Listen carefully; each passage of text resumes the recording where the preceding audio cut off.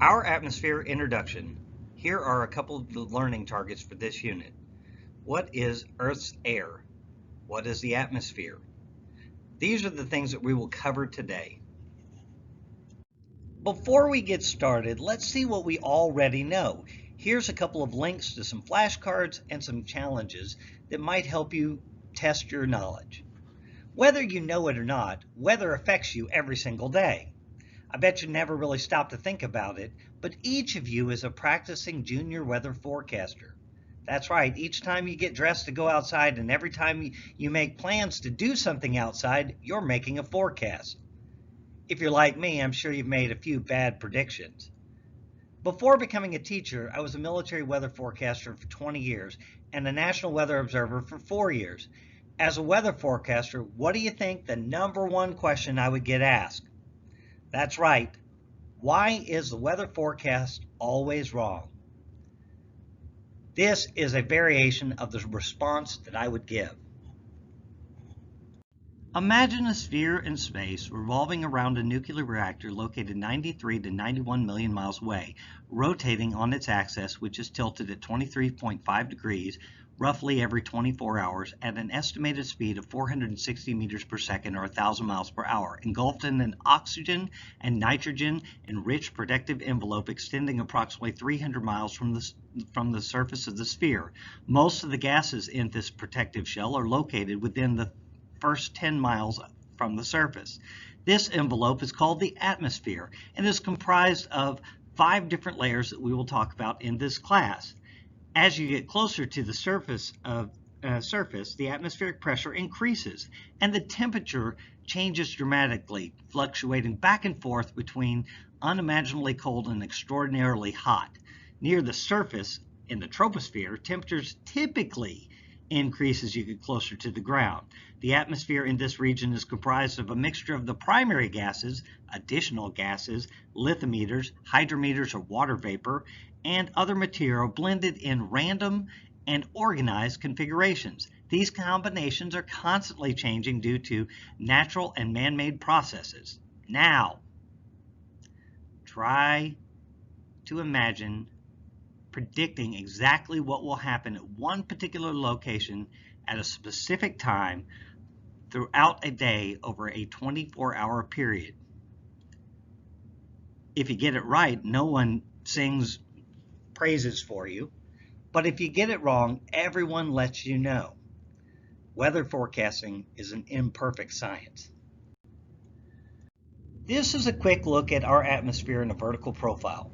Looking from the bottom up, we can see that the troposphere starts at the Earth's surface and extends about 4 to 9 miles above the surface. This is typically where some airliners fly, but not all.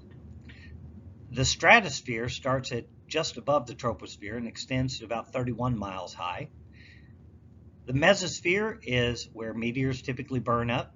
The thermosphere is typically where satellites orbit and the space shuttle orbited.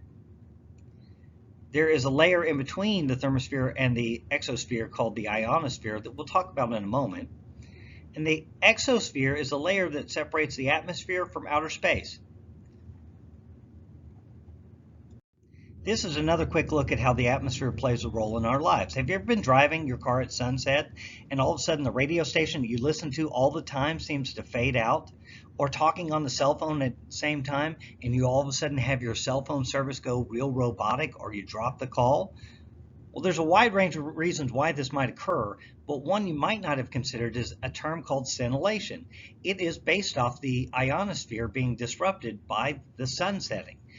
And this is the same reason it's an atmospheric disturbance. It's the same reason that you get the twinkling stars at night. It's a fluctuation in the intensity of the ionosphere. And so this is part of how it affects us in our daily lives. Over the next couple of slides, we're going to go over the different layers of the atmosphere. Starting from the bottom, the troposphere is the lowest portion of the Earth's atmosphere. It's where we live, and it's also where all weather occurs. 75% of the atmospheric mass and water vapor and aerosols exist in this layer, and the depth of this in kilometers is 0 to 10 kilometers. It's the warmest near the Earth and colder as you go up. So warm near the Earth and goes colder as you go up in altitude. The second layer of the Earth's atmosphere is the stratosphere. It extends from 10 to 50 kilometers. It's colder near the Earth's surface and warms as it goes up in the atmosphere. It warms because this is where the ozone layer exists. The ozone exists at the top, or the good ozone exists at the top of the stratosphere and the bottom of the mesosphere. It absorbs harmful UV rays, and humans cannot breathe in this layer. This is also where the jet stream lies in this area. The mesosphere is the mid-layer of the atmosphere. It extends from 50 to 90 kilometers. It's warmer near the Earth's surface where the ozone exists, and colder as you go up in the atmosphere. This is the coldest layer before you get into outer space. This is also the minimum altitude that orbiting spacecraft can fly in, but typically they're only flying in this area as they descend because there's a tremendous amount of drag in this region. This is where meteors and other debris burn up in the atmosphere due to collision of gas particles and the massive temperature differences. And just as a side note, this is where the Space Shuttle Columbia incident occurred. The thermosphere is the fourth layer of the atmosphere. It's from 80 to 500 kilometers, colder near the Earth's surface, and it's really the thickest layer, and it's warmer as you go up. This layer absorbs radiation, which is turned into an electric charged particles. It's also where the ionosphere is, and which is the ionosphere is at the top of the thermosphere, and it is how radio communications are broadcast. We bounce signals off of the ionosphere. And aurora borealis and auroras occur in this layer as well. The exosphere is the upper or outer layer of the atmosphere. It's from 500 to 10,000 kilometers. Only large atmospheric gases are here, so basically these are going to be the same gases that are make up the universe. So hydrogen, helium, and there is some carbon dioxide still in this layer. So as a review, starting in the top left corner, as you go up in the atmosphere towards the stratosphere, it gets colder with height. In the stratosphere, as you go towards the mesosphere, it gets warmer with height. In the mesosphere, as you go to the thermosphere, it gets colder with height. And in the thermosphere going to the exosphere, it gets warmer with height. And then, of course, as the exosphere goes out, it's going to get colder with height there. From a meteorological standpoint, I wanted to show you some practical examples. And so these are two different vertical profiles, or what is referred to as SKU-Ts. One on the left is from Luke Air Force Base, and the red line shows the temperature, and the blue line indicates the dew point. And as you can see, it's really dry. Those temperature and dew point don't really get close together at all. And up very near the very top where that little plus sign looks like on the SKU-T there, you can see a thing that says tropopause, which is the area just before you enter into the stratosphere. This one on the right-hand side is a severe thunderstorm SKU-T, and this is a vertical profile of a severe thunderstorm.